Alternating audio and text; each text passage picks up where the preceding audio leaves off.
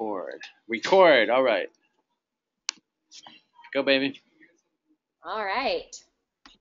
Good morning. Good morning. Good morning.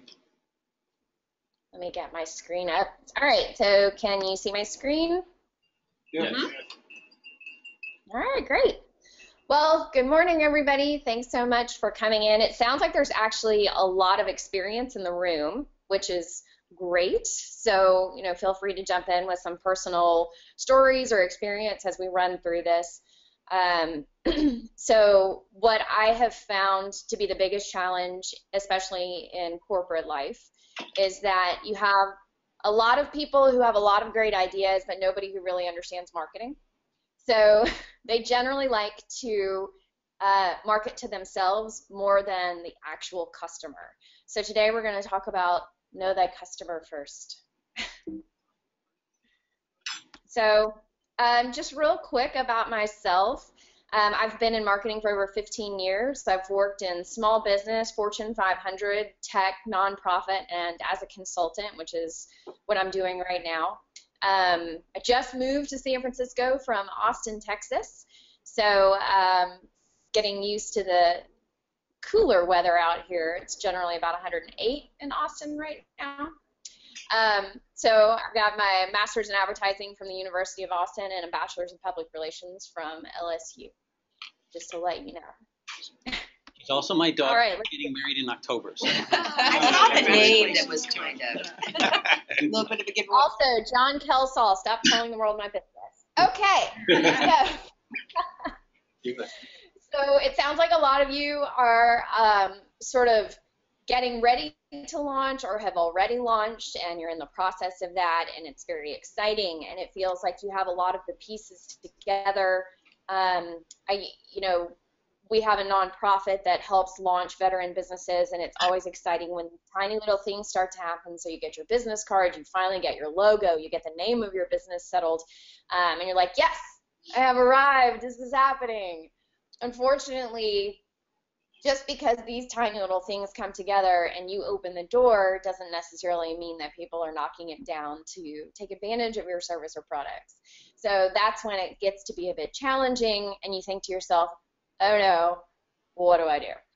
So then we start thinking about, how do I market? What do I do to market? I need to start marketing my business. Marketing can be a little tricky because it's not necessarily like a throw it all against the wall and see what sticks. So we have to be a little strategic in our marketing plans, because generally you have very limited dollars and limited resources, and more than likely the resource is you. So you can't spread yourself too thin. You have to concentrate our efforts. And really what we're trying to do is figure out what you need, what your customers need, and what that sweet spot in the middle is, where we can really do some effective marketing. So we're going to talk a little bit about your customers. And now this applies whether you're B2B or B2C, because even with B2B, you still have a customer. You still have a human being on the other end of the phone that's making decisions based on human behavior. So it may seem a bit more challenging when we're doing B2B. I was recently with a tech company. It's all B2B. We did not sell directly to customers. And so it became a bit of a challenge when the president of the company, would come to marketing and say, this is the greatest, latest feature. We need to tell everybody about it. And we would have to remind him, that's what we're excited about, but that's not what our customer is excited about. So we have to say customer focused. So who is your customer? B2B or B2C? Who is your competition, and what are they offering that same customer? What does your customer need? What is it that they're looking for? What's the thing that you can tell them that they're going to say, oh, that's exactly what I was thinking. I'm connecting with your message. So when are they thinking about making this purchase? Because we have to catch them at the right point in the buying cycle. For instance, have you ever started looking around online for something and then suddenly find the ads are stalking you for the thing that you were Google searching? I know John mentioned that I am getting married in October, and I'm currently being stalked by engagement rings and wedding dresses. So they clearly know I'm ready to buy. So where are your customers getting their information from? what in the entire universe of information are they going to find information about you? And then why would they choose you over your competition? It's pretty key. So who are your customers? We're talking about some basic demographics here. You know, male, female, age, education level, where are they geographically located? Does that matter for your business? What's their income level? These all, again, apply to a B2B situation because you may have someone making a purchasing decision inside of a business who may be a little younger and less experienced, or you may have someone who's been there for a while and really understands the process. We have to be sure to tailor our messaging to that person, to that individual. What are their interests and hobbies? Are they looking for a business with a physical location, or are they doing everything online? So just as a quick example, I'm sure everyone in the room watches TV, but Jack in the Box about a year or two ago really started going after the late night crowd very purposefully. We all know Jack in the Box is open 24/7, but they really started making a push to get to this customer specifically. So they started running ads geared directly towards that audience. Yeah, that sounds good right now. A massage from your sister? What? What? Food. All right, let's go to my place and grab some late night munchie meals. For $6, we can get a bunch of stuff. Halvesy fries, 2 tacos, a drink you can drink, and one of 4 awesome new entrees like the stacked grilled cheeseburger. Let's do it. Let's do it. Whee! But I can't fly. Not with that attitude.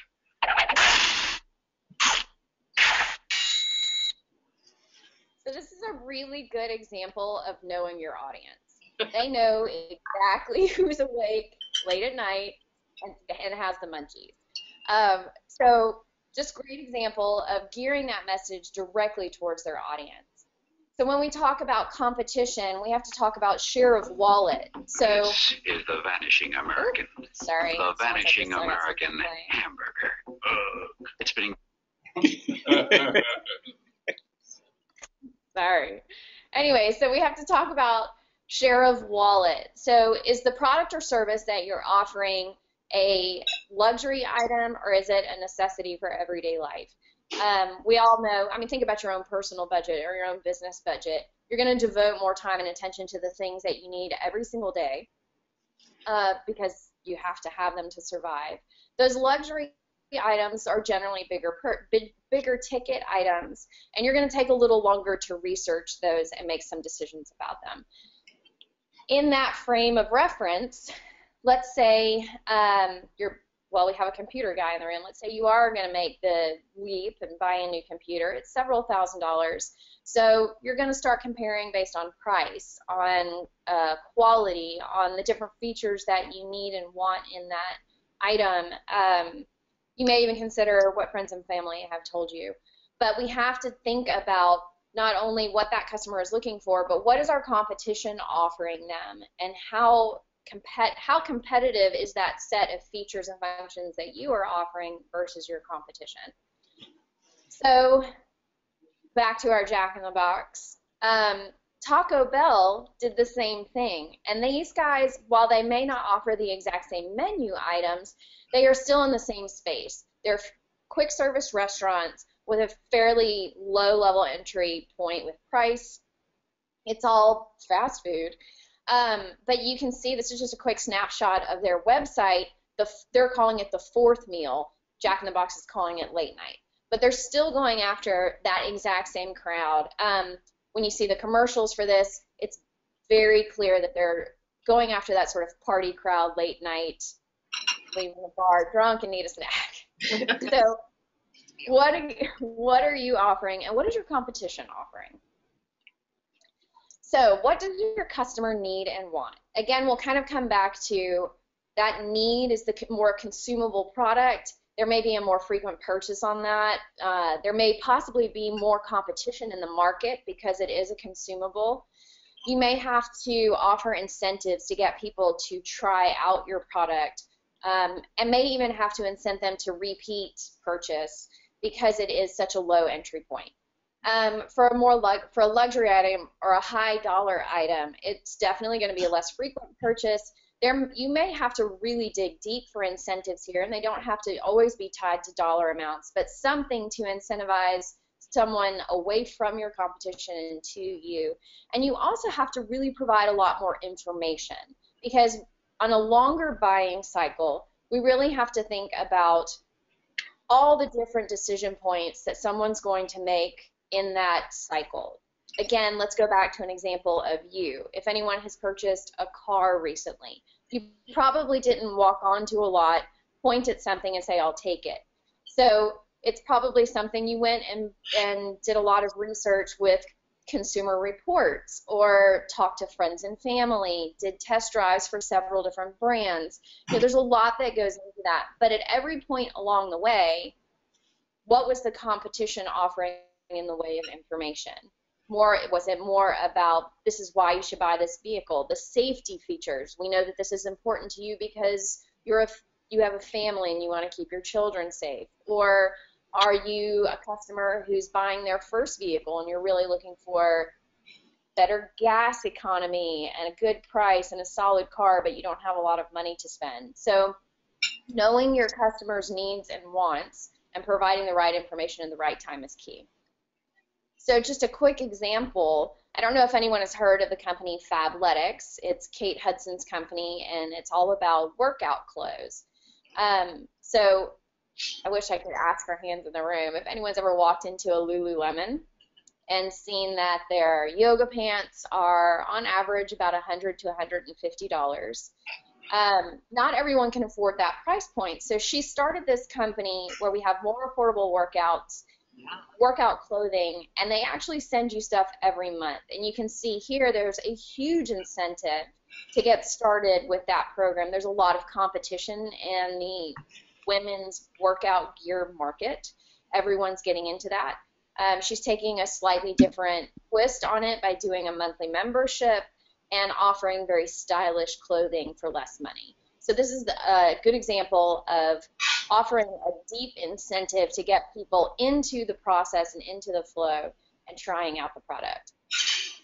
On the other side of the screen, we have what everybody generally sees in their local newspaper, or those annoying flyers that we all throw away as soon as we get them in the mail.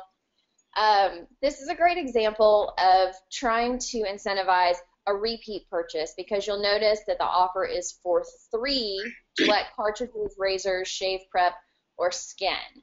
So we're inviting people into the entire product line, and we want them to make a larger purchase.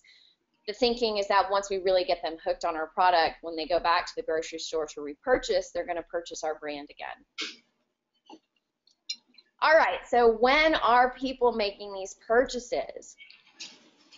Go back to how you treat your purchases. You're very busy. You generally don't have a ton of time to devote to smaller purchases, and you have to make the time for bigger purchases.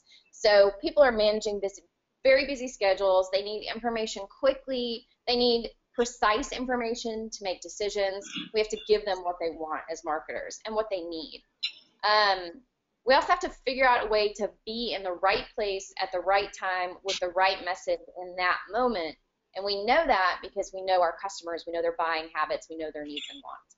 So that when they're ready to buy, we can help prompt them through that process. So we have to think, who is our customer? Is our customer mom who's in the grocery store trying to make some quick purchase decisions while her son is throwing a tantrum? Or are we, and I'm sure that there are moms in the room who can relate, are our customers those people who are going to take a lot of time, do the research, sit down and really think through it? Are we on the go and just need to make a quick decision about where to eat? Or I need to stop and pick up XYZ, where can I do that locally? Or is every decision that your customer making being done on their mobile phone? Because clearly that's the world that we're living in now, and that's not going away. So we have to know when those decisions are being made so that we can target our messaging to that. So then where are they getting their information? Are your customers getting their information strictly from social media, from friends and family? Are they searching around on the internet? Are they still reading the newspaper? Kind of the basic rules being that if you have an older audience, you may gear more towards print. If you have a younger audience, you better be on the internet and on social media. So we have to keep all of those things in mind when we decide to sink money into advertising and marketing. So again, just quick snapshots of my own stuff. My Facebook page, you can see all the shopping ads that are coming up on the right-hand side because I've been shopping a lot. So clearly the cookies on my computer are indicating that I'm looking for certain types of clothing, and those advertisers are delivering in a format that I'm familiar with, that I go to a lot, and that I'll probably respond to. Or are people really more focused on reviews? I'm not one of those people, but you can see clearly things like Yelp are out there to help those folks. I know those people who don't do anything without reading 10 reviews before they make a decision. And then finally, for social media on our mobile phones, how is that information being delivered to us? So are you creating content, not just paid advertising, but content that will speak to your customers that they can refer to back frequently, or just get better ideas about your products and services? So why should they choose you? What is your competitive advantage? What is your unique differentiator that sets you apart from everybody else? Because, like we said earlier, there's a lot of competition in the market for almost everything. So you have to find that one key thing that makes you different from everyone else. Otherwise, you're just part of the white noise. So we have to figure out how to communicate that differentiator to your customers in a way that's meaningful for them, not necessarily meaningful for you. And this is part of where you have to kind of step away from the emotional ownership that you have in your business to see it through your customer's eyes. Because what you may think is your unique differentiator may not resonate with your customer. So this is a great time when you may want to sit down with friends and family, or even with some of your customers, and say, if I told you this, would this make sense to you? Would this make you want to buy my product? PayPal does a great job of this on their website, stating right up front on the home page why there are so many reasons to use PayPal. There is a lot of competition in this space. We have a million payment services that are popping up everywhere because it's becoming a really easy thing to do.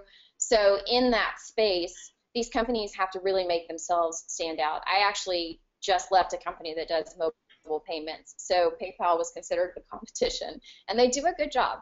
So again, really trying to focus on what makes you different. And are you different from your competition because you're easier, or because you offer some additional feature? Whatever that is, we have to find that and really be able to communicate that in an effective way to your customer.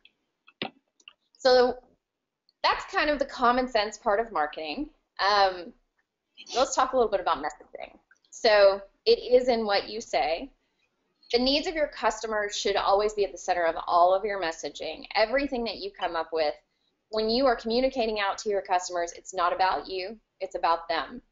So you have to use language that works for your customer, not just for you. And that kind of means avoiding using any sort of jargon or industry slang that you're familiar with, but that your customers may have never heard of. You have to make their experience meaningful by using language and sort of key phrases that's going to make sense to them, that they're going to hear and be able to see themselves in that message. And then you have to think about, how are your customers going to find and use your content?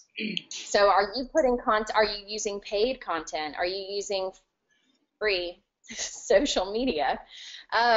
How are you getting that content out there? And then ultimately, how do you want your customers to react to that content? What's the call to action? We always have to make sure that that is at the top of the list and it's very clear. I've seen a million ads where there are 7 different calls to action for a customer, and as the customer, I get confused very easily. I need you to tell me the one thing that you want me to do and tell me how to do it. So in that vein, we always like to use the KISS rule. So anytime you're writing content, whether that's paid advertising or content for your social media, I think we have a social media person in the room, so I'm hoping I'm getting some nods. We always have to lead with what and why. Keep it simple. The fewer words, the better. We live in an ADD world, so unfortunately, we have to pander to it. So get to the point, get there quickly. People are busy. They just need their information right up front. And then when you write your content, write it in a way that you know people will not read every word. Know that they will scan it. How many times have you sent an email with detailed instructions to someone and they email you back a question that was clearly in the instructions? It's a great example of people don't read. So you have to write for it. Again, don't use jargon. And then once you're done writing your content, read it out loud. Not like out loud in your head. Read it out loud to someone else and make sure that they understand what it is that you're asking them to do. And then finally, here's the thing that's really the hardest part about marketing is tracking and measuring. Because if you can't measure it, you can't manage it. So this is where your budget is affected, where your time and resources are affected. Don't jump into a marketing activity with no way to measure the outcome. Also, don't jump in with no clearly defined goal. What do you want the outcome to be? What box can you check when it's all over that says, yes, this was successful? Because you can't just say, I'm going to start a Facebook page. That's going to be my marketing plan. That's not a marketing plan. A Facebook page is one tool in the toolbox. And why are you doing it? What is your hope with that Facebook page? What do you hope to accomplish? What action do you want people to take? So everything you do has to be measured because that's going to determine what sort of budget you put towards acquiring customers or retaining customers. That's going to determine how much of your time you spend on each one of these things. Are you coming up with goals that are actually feasible? Can you attain what you're trying to do realistically? Not in a dreamy sort of way, but realistically. And then can you sustain that effort? Because everybody is excited when you start a marketing activity. It's exciting, it's fun, it's creative, you really get into it. But 3 months down the road, when you realize that you have run out of the time and energy it takes to maintain that effort, that's not a good thing. Then we start to drop off. So it's absolutely imperative that you remember what it is that you set out to accomplish, how much does it cost, what was the success rate, can you maintain it over the long term? So I can tell you from experience with my last job, we did a lot of social media, we used it very heavily, but over a year's time with all the effort put into a Facebook page and not a lot of trackable results, we decided to stop focusing our efforts there and really focus more on LinkedIn and Twitter because that's where our audience was. Our audience was not on Facebook. It took a little trial and error to figure that out, but once we did, we made the move very quickly because wasting any more time or resources on a Facebook page just didn't make sense to us. We were busy, we had a lot going on, we had to focus on where our customers were. So keeping all of that in mind, and the other thing about social media is yes, you can post things for free, but it's not a free activity. You need scheduled calendars to keep up with what you're doing. You need a plan. You have to always be consistent in your messaging when you're posting on social media. Everything you do has to represent your brand. So it really takes a lot of foresight and planning to make sure that you have an effective social media strategy. Anyway, I promised that I was going to keep this really brief because I hate presentations that go over about 15 minutes. So, I have a couple of resources here. If anyone in the room still reads books, there's some great books that I use as reference all the time. And then there's a couple of websites here that I actually use all the time for reference as well. They're free. Marketing Profs has some really amazing professional white papers that they put out pretty regularly. You can sign up for their daily emails. I read them every single day. So we tried to save a little time for questions. So I think John is going to set us up on the screen here. I think. Well, it worked the other day. Oh, share my web. There we go. Now, what Kim would like to do is this is the group Kim. Saying hi to everybody. Well, I can't get all the way around, but just kind of gives you a quick idea of the room. We'll just stay in the center here. And if any questions for Kim. Yeah, so we just wanted to keep this kind of high level. You know, in the 15 years that I've been in marketing, one of the biggest challenges is that when someone comes into me to ask me for something, the first thing I have to ask them is, well, tell me about your customer. Because until you really understand who it is that you're selling to and what their needs are, everything else is frivolous. Because you can come up with something that you feel is brilliant messaging but won't resonate with your audience, and then it's wasted time and effort. So that's why we really wanted to kind of focus on know your customer first, understand what their needs and wants are, and then figure out how to speak to that specifically. Everything in marketing is built on that one principle. You have to know who you're talking to. So anyway, I didn't want to keep you guys from breakfast too long. Question on the social media part. Speak up to make sure she can hear. Can you hear me back here okay? Okay. I've noticed doing a little bit of research of that in the past. LinkedIn does have a better grasp on like the older audience, and Facebook and Twitter have like a more grasp on the younger audience. Should there be different content relating to your product on each, one targeting the older with like different wording, so to speak, and one targeting the younger, different wording on Facebook? Or should it be absolutely on both? No, and that's true of any medium that you choose to use. So every place that you reach your customer is going to need a slightly different message. If you are on LinkedIn, it's generally a very professional crowd. You need to tailor your message to a more professional need. On Twitter, it's quick information, right? I've got 2 seconds to read your tweet. So you've got to have a different format and a different frame of thinking when we're talking to that audience. Facebook, the average user is actually 35 and female. It's moms. Moms are on Facebook. So, again, you have to tailor your message to that audience.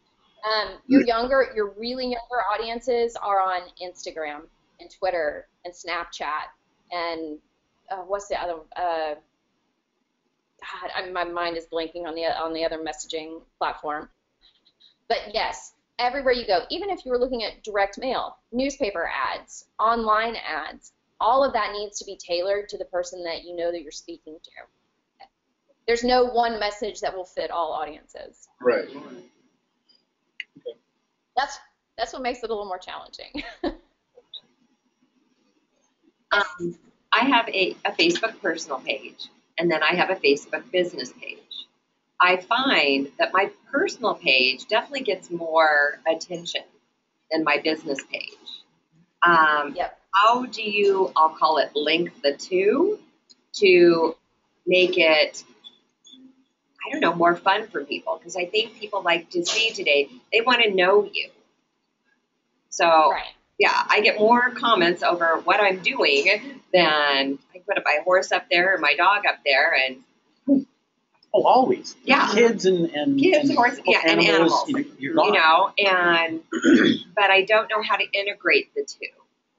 Start posting pictures of your horse on your business page. Okay. Okay. Good idea. Yeah. Honestly, yeah, your personal page gets so much attention because those people are personally and emotionally invested in you, not in your business, right? It's very difficult to invest emotionally in a business. So either you have to personalize your business and share more of what's going on with you in the business, or literally start posting pictures of babies and animals. So unfortunately, do you ever look through your Facebook feed? I don't know if you follow any sort of news outlets on your Facebook feed, but do you ever notice that there's like a very interesting picture with the post that has nothing to do with the actual content of the post? Has anyone experienced this? So men have what is clearly a stock photo attached to a headline for a news source.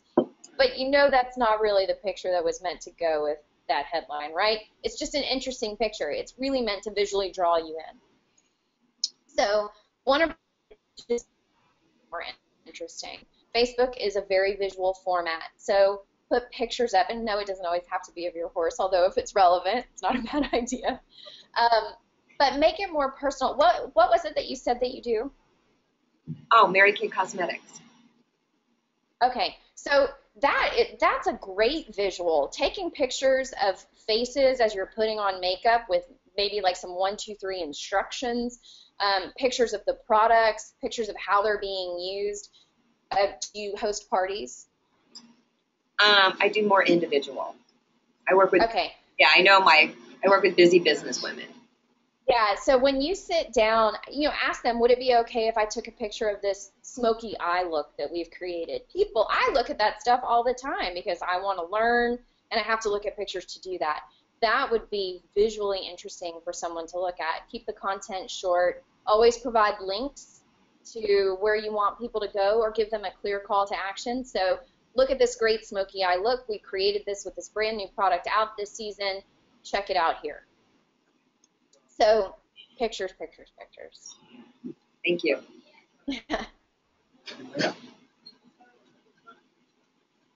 Kim, I know Ben's not going to say anything, but I'm going to bring it up, and I'm going to make him be in the picture. He's hiding back there.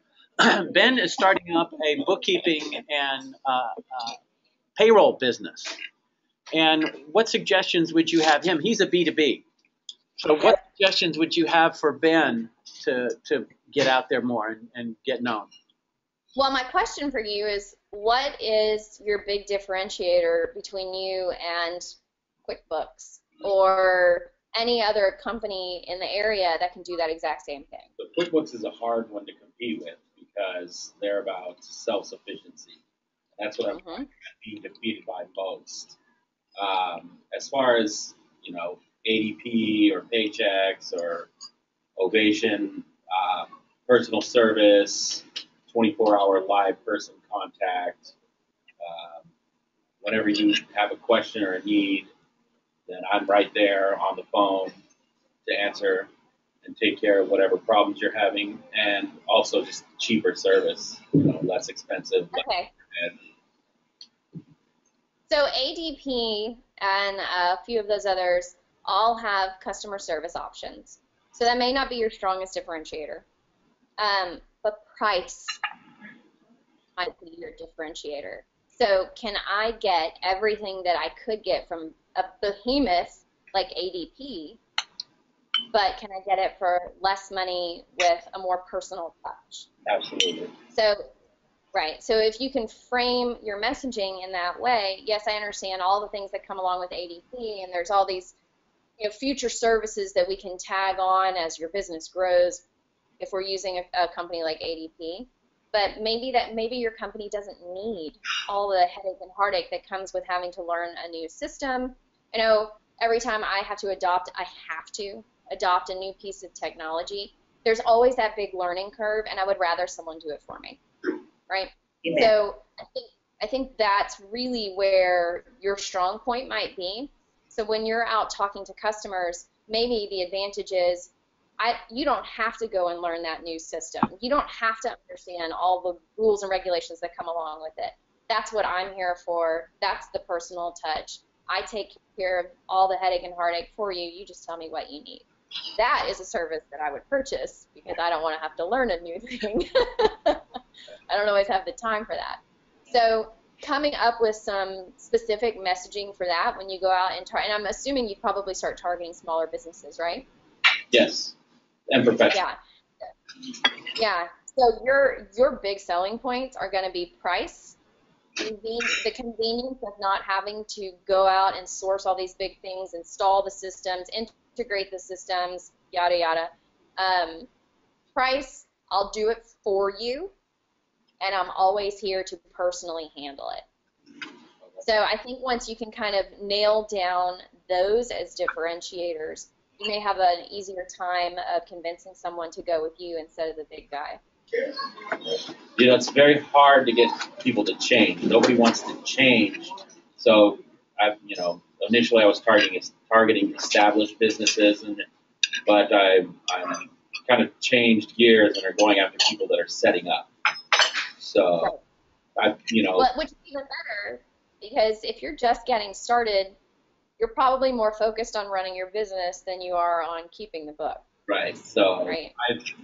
all I do now is the DBA. I look at the DBA filings and then mail them a postcard.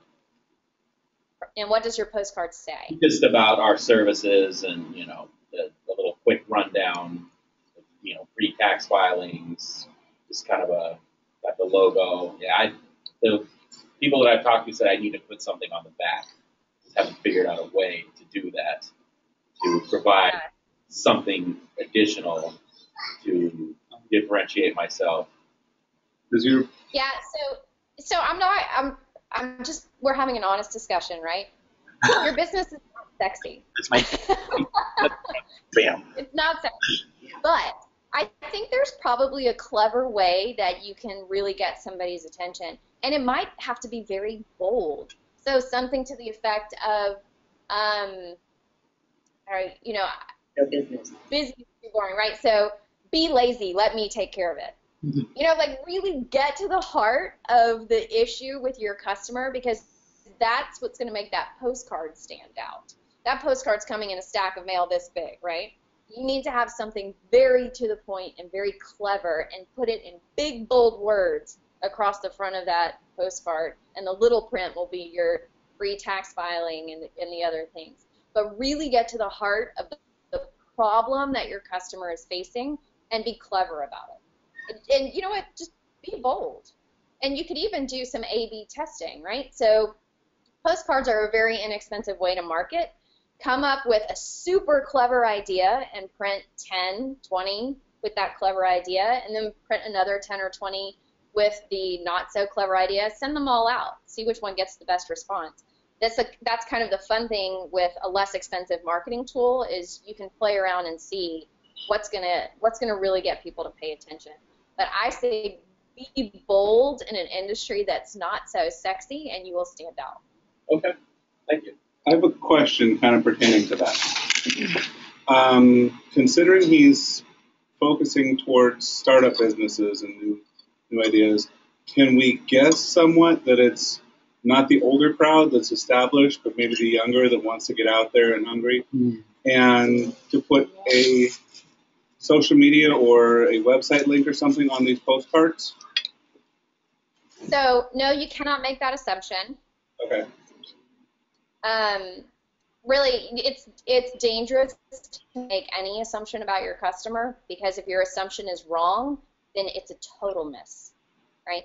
But of course, yeah, if you have some strong online presence and you want to direct people to get more information, it's almost inexcusable now to not have a place to send people to get more information. So if you're leaving that out of your advertising, big no-no, right? So everything that goes out should have some link to something where people can get more information. Now, what I would discourage you from doing is saying, oh, check out my Facebook page. Because now what you're making me do as a customer is scroll through God knows how many posts to figure out what it is that you do and how. When really a splash page with some critical information might be really more of what I need, right? With contact information, basic services that you offer, pricing, whatever your situation is. But yeah, don't make the assumption, and always send people somewhere for more information. Yeah, and one issue is the largest new startup age group is actually 55 and up, because the retirees are coming back and not wanting to retire, they're wanting to do stuff. So 55 and up is a huge startup community. I mean, it's not the largest number yet, but in terms of the expansion of that age group doing it, that's it. True. However, you did mention that 55 and up is more of a keeper rather than a... Not necessarily. It depends upon what, if you're 55 and up may be doing websites. 55 and up may be doing sketching. It's what's the industry you're trying to get at? Okay. Like she said, match the industry and the needs to where you're going to push it out. And I think that's where Facebook has really expanded, or I'll call it the more mature generation, is you're finding that's how they're staying in touch with their family. So they've now got the computer comfortable through a Facebook. My opinion on direct mail, got $100 to light a match to. If you direct mail to me, I take all my mail, I go directly to the recycled trash bin, I dump all my mail except for my bills in the recycled trash bin. They don't even get looked at. So unfortunately, you would never even know if I got it or not. But now I find email marketing. I'm most impressed with email marketing because I look at my email. Even if I delete through it, at least I see it more than I do the ones I dump in my trash can. And I am over 55. So, True. you know. And I am of the younger generation. Everything comes in the mail. I go through it to see what the bill is, to find the bills through, and I happen to see postcards and things like that. So I would at least see it, even though It goes right in the trash. eventually But that's you, we'll get there. Howard. Yeah. But at least You're not I see the everybody. postcard. Yeah. That's just Yeah. you. So. Okay. So if you're marketing to Holly and Mary Kay, don't send her Don't anything in send the me mail. anything. Please don't even send me a thank you note. Send her, Tuesday send, her a, Says needs send, her Mary a Kay. picture, send her a picture of a horse with Yes, email darling, in the yes, front. Okay, anybody else?